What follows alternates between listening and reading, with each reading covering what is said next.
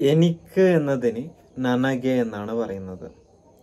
നിനക്ക് നിനಗೆ, അവന് അവനിಗೆ, അവൾക്ക് അവളിಗೆ, അവർക്ക് അവരിಗೆ, ಇವന് ಇವನಿಗೆ, ಇವൾക്ക് ಇವಳಿಗೆ, ಇವർക്ക് ಇವರಿಗೆ, അതിന് ಅದಕ್ಕೆ, ഇതിന് ಇದಕ್ಕೆ.